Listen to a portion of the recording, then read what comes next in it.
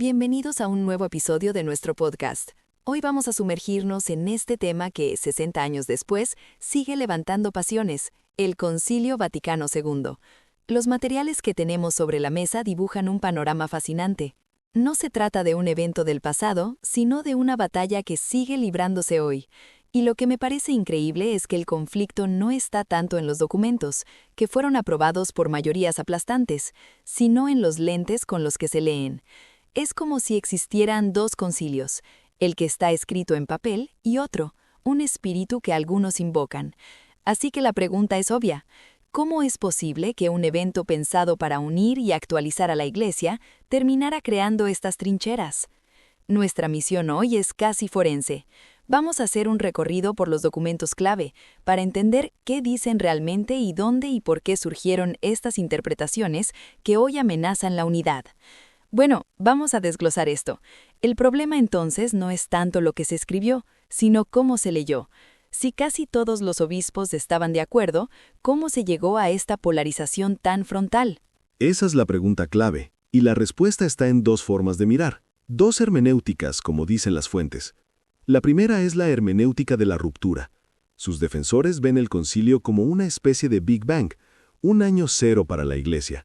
Es la idea de que se fundó una iglesia nueva, más moderna, y que todo lo anterior quedó en gran medida obsoleto. Una demolición para construir de nuevo, por así decirlo. Pero esa es una idea muy radical. ¿Cómo ganó tanta atracción? Aquí entra un actor clave que las fuentes denominan el concilio de los medios de comunicación. Mientras los obispos, los padres conciliares, pasaban meses discutiendo matices teológicos sobre la revelación divina, los medios lo contaban como un partido de fútbol, los progresistas contra los conservadores. Era una narrativa simple, política y mucho más atractiva. Y esa versión, la del conflicto, fue la que caló en la gente. El resultado, según los análisis, fue una simplificación brutal que condujo, en muchos lugares, a una liturgia banalizada, a una crisis de identidad sacerdotal y a un desplome de vocaciones. Entiendo. Se creó una versión pop del concilio que terminó siendo más influyente que la real. Y frente a esa idea de demolición, ¿cuál es la otra mirada? Es la que el magisterio, especialmente Benedicto XVI, en un discurso clave de 2005, llama la hermenéutica de la reforma en la continuidad. No se trata de demoler el edificio, sino de una restauración cuidadosa. Se refuerza la estructura, se reparan las grietas y se limpian las ventanas para que entre más luz. La Iglesia es un organismo vivo que crece y se desarrolla, pero sigue siendo el mismo.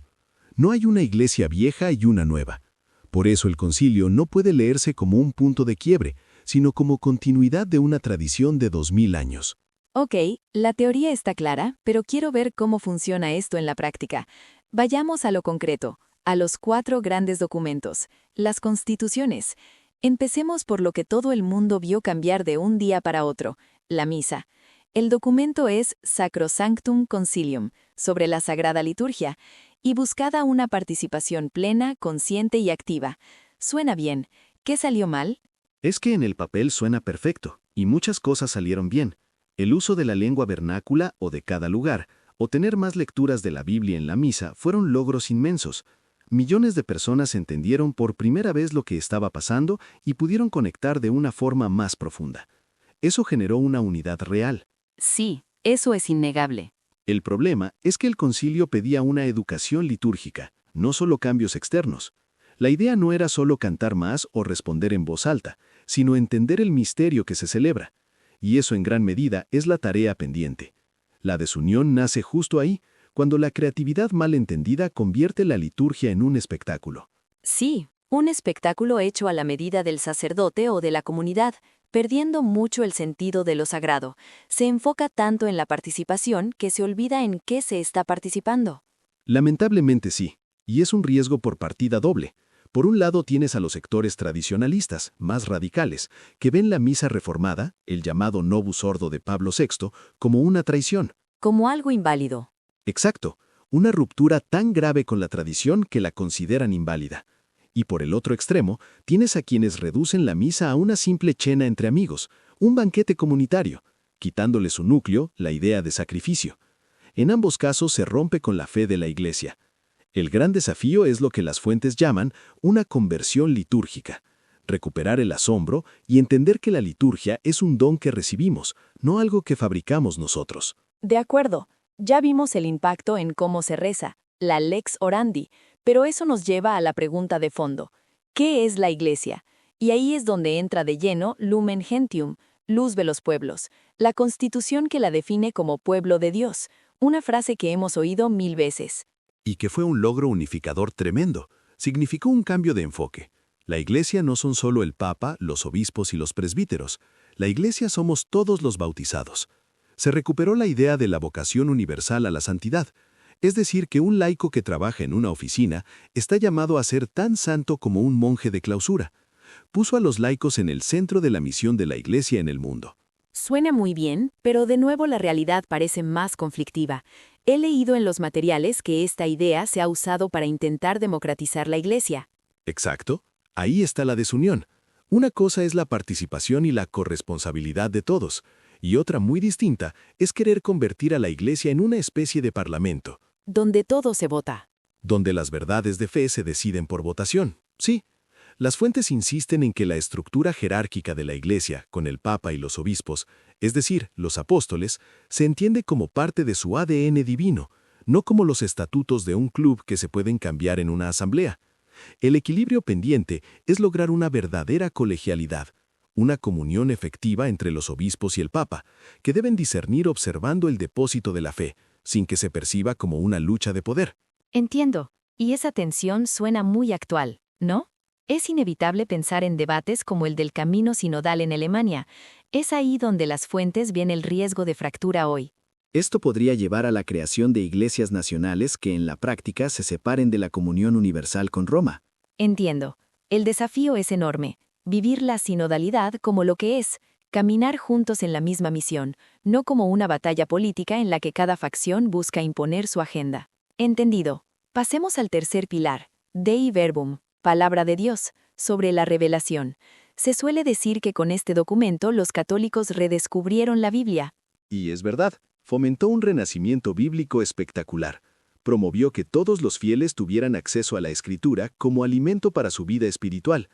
Pero su gran aporte unificador fue dejar claro que la Escritura y la tradición son como dos ríos que nacen de la misma fuente divina y fluyen juntos, no se pueden separar. O sea, no es una contra la otra. Asimismo, y el magisterio, la enseñanza de la Iglesia, no está por encima de la palabra de Dios, sino a su servicio para interpretarla correctamente. ¿Y dónde surge el conflicto? Este parecería un tema menos polémico. El conflicto surge cuando se intenta romper ese equilibrio. Tienes el peligro de un academicismo que estudia la Biblia como si fuera un libro antiguo cualquiera, despojándola de su carácter sagrado. También está el fundamentalismo que la lee al pie de la letra, sin la luz de la tradición, cayendo en interpretaciones erróneas. La tarea pendiente es que la palabra de Dios realmente impregne toda la teología, y sobre todo la catequesis. Ok. Y llegamos a la cuarta y última constitución, Gaudium et Spes, Alegría y Esperanza, que trata sobre la Iglesia en el mundo contemporáneo. Este es el documento que se percibe como el más optimista, el que intentó tender puentes con el mundo moderno. Pero ¿ese optimismo no fue también su talón de Aquiles? Diste en el clavo. Sus logros son innegables. Abrió una nueva era de diálogo con la cultura, la ciencia y la política. Gracias a este documento, la voz de la Iglesia se escucha en foros internacionales defendiendo la paz, la justicia y la dignidad humana. Eso ha sido un factor de unidad y relevancia. Sí, claro. Ahora bien, el problema, y es una fuente masiva de desunión, es que fue el documento perfecto para ser secuestrado por la hermenéutica de la ruptura. Se leyó como una invitación a mundanizarse, A diluirse. a diluir el mensaje cristiano para caerle bien al mundo. Sí, ese espíritu del concilio se usó para promover una especie de cristianismo light, un humanismo secular donde la Iglesia corre el riesgo de convertirse en una ONG más, una simple agencia de servicios sociales. Es la tensión clásica, dialogar con el mundo o ser absorbido por él. ¿Dónde está el riesgo de cisma aquí? Viene de dos frentes. Por un lado, de quienes ven cualquier diálogo como una traición y se encierran en una fortaleza. Por el otro, y quizá más peligroso, de quienes quieren llevar la apertura tan lejos que terminan disolviendo la identidad cristiana en las modas del momento. El desafío que nos dejó Gaudium et Spes sigue intacto: anunciar a Jesucristo al hombre de hoy. Sin ese centro, sin la evangelización, todo se desmorona. Más allá de estas 4 columnas, hubo otros documentos que tocaron temas que hoy siguen siendo polémicos. La libertad religiosa, por ejemplo, en Dignitatis Humanae. Ese es un punto que genera mucho rechazo en los círculos más tradicionalistas. Sin duda es el documento más atacado. Lo ven como una contradicción flagrante con el magisterio anterior que defendía un Estado confesional católico. Pero es de nuevo un problema de lectura. A ver. El concilio no dijo que todas las religiones son iguales. Lo que enseñó es algo mucho más preciso: que el Estado no tiene derecho a obligar a nadie a actuar en contra de su conciencia en materia religiosa. Es una libertad frente a la coacción del poder civil, no un todo vale teológico. Ah, ok. Esa distinción es clave. Es fundamental. La desunión surge cuando esto se confunde con el relativismo, con la idea de que da igual en qué creer. Clarificar esa distinción es una tarea pendiente y crucial para la unidad. ¿Y qué otros focos de tensión podríamos mencionar, aunque sea brevemente? Hay varios. En el decreto sobre los obispos, Christus Dominus, se impulsaron las conferencias episcopales nacionales, pero hoy vemos una tensión constante entre la autonomía de estas conferencias y la unidad con Roma. Sí, pasión. Pero una mala interpretación llevó a muchas congregaciones a una secularización tan fuerte que provocó una crisis de identidad y de vocaciones que aún perdura. Y finalmente, sobre los laicos, el documento Apostolicam Actuatositem les dio un protagonismo clave, pero persiste el riesgo de clericalizarlos. ¿A qué te refieres con clericalizarlos? Pues en vez de enviarlos a transformar el mundo, en la política, la economía, la cultura, se les mantiene ocupados en tareas dentro del templo. Después de todo este recorrido, el desafío parece abrumador. Si tuvieras que sintetizarlo, ¿cuáles son los verdaderos riesgos de una fractura hoy en la Iglesia según estos datos? Las fuentes los agrupan en 3 escenarios muy concretos. El primero es un cisma formal por el lado tradicionalista, grupos que rechazan la validez del concilio en su totalidad y que pueden llegar al extremo de declarar que el Papa es un hereje. Fuerte. El segundo es un cisma, quizá no declarado, pero sí efectivo por el lado progresista. Sectores que, invocando ese espíritu del concilio, buscan de facto cambiar la doctrina y la moral, creando iglesias nacionales que rompen la comunión en la práctica. Una ruptura silenciosa, en cierto modo. Exacto. Y el tercero, que las fuentes señalan como el más peligroso, es la apostasía silenciosa. Un momento, esto es clave. El riesgo más grande no es una ruptura ruidosa y declarada, sino una iglesia que se vacía por dentro mientras todos discuten sobre las reglas. Es el abandono masivo de la fe por parte de gente que ya no encuentra sentido en una iglesia que percibe a la jerarquía como perdida en las luchas políticas, mundanizada y que ha perdido su mensaje de trascendencia. Esa es una idea muy potente. Entonces, frente a este panorama de trincheras, ¿cuál es el camino a seguir? ¿Hay una salida que no sea el cisma? El camino que propone el Papa León XIV es audaz y simple a la vez. Redescubrir el concilio real, el de los textos, dejar de pelear por el espíritu y volver a la letra. Y eso implica compromisos muy concretos. ¿Cómo cuáles? Primero, superar la ideologización, leyendo los documentos con el catecismo como guía. Segundo, una conversión litúrgica para recuperar el sentido del misterio y la belleza. Tercero, entender la sinodalidad como remar juntos en la misma dirección, no una lucha de poder. Y finalmente, la clave de todo, anunciar a Jesucristo, la verdad del Evangelio con misericordia y llamado a la conversión. Queda claro que 60 años después, el verdadero Concilio Vaticano II sigue siendo en gran medida un tesoro por descubrir, sepultado bajo décadas de polémicas. Después de este recorrido me queda una pregunta flotando. En medio de estas décadas de debate interno sobre la identidad y la reforma de la Iglesia, ¿cuánta de esa energía se ha desviado de su misión principal? Quizás el mayor desafío del posconcilio no es resolver sus propias tensiones, sino volver a enfocar la mirada hacia afuera, hacia un mundo que, como entonces, sigue necesitando la luz de la esperanza. Si nos acompañaste hasta este punto, te damos las gracias. Escríbenos si quieres que te enviemos el compendio documental con el que elaboramos este episodio. Si te gustó, no olvides darnos like.